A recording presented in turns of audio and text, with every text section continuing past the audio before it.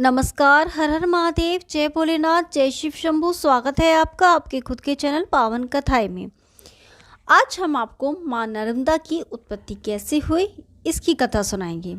तो आइए शुरू करते हैं। एक बार भगवान शंकर लोक कल्याण के लिए तपस्या करने मैकाली पर्वत पहुँचे। उनके पसीने की बूंदों से इस पर्वत पर एक कुंड का निर्माण हुआ। इसी कुंड में एक बालिका उत्पन्न हुई जो शंकरी व नर्मदा कहलाई। शिव के आदेशानुसार वह एक नदी के रूप में देश के एक बड़े भूभाग में रव आवाज करती हुई प्रवाहित होने लगी। रव करने के कारण इसका एक नाम रेवा भी प्रसिद्ध हुआ। मैकाले पर्वत पर उत्पन्न होने के कारण वह मैकाले सुता भी कहलाई। नर्मदा में श्राद्ध करने से प्रसन्न होते हैं पितृ। श्राद्ध की जननी है माँ नर्मदा। यथा ही गया शिर पुण्यम पूर्वमेव पठ्यते तथा रेवा तटे पुण्यम शूल भेदना संशया। जबलपुर शहर से करीब 15 किलोमीटर दूर चरबंगाव रोड पर नर्मदा दक्षिण तट स्थित त्रिशूल भेद तीर्थ पर गया तीर्थ के बराबर ही माना जाता है। जिस प्रकार गया जी में पितरों का तर्पण करने से पितृ संतुष्ट होते हैं, वैसे ही नर्मदा में श्राद्ध करने से पितरों को संतुष्टि मिलती है। यही है नर्मदा में श्राद्ध करने का महत्व का रहस्य।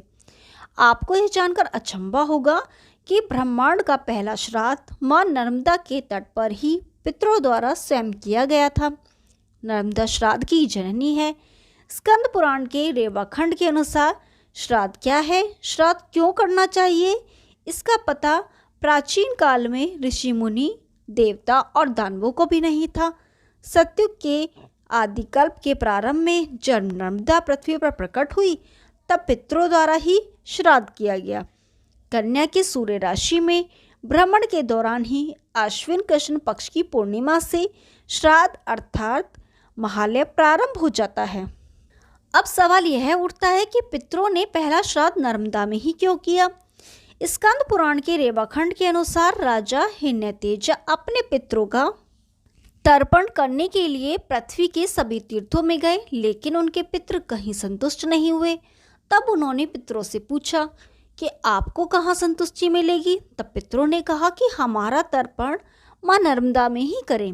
राजा पुरुवा ने भी नर्मदा तट पर आकर अपने पितरों का तर्पण और यज्ञादि धार्मिक अनुष्ठान किए। नर्मदा के त्रिपुरी तीर्थ त्रिशूल भेद में अयोध्या के चक्रवर्ती राजा मनु ने भी अपने पितरों का तर्पण किया है। स्कंद पुराण के रेवाखंड के अनुसार एक दिन राजा मनु रात्रि में विश्राम कर रहे थे। उसी दौरान उनके महल के ऊपर से कई विमान निकलने की आवाज आई। तो दूसरे दिन उन्होंने इस बात की जानकारी ऋषि वशिष्ठ को दी। तब वशिष्ठ जी ने राजा को बताया कि ये सभी विमान नर्मदा से आते हैं।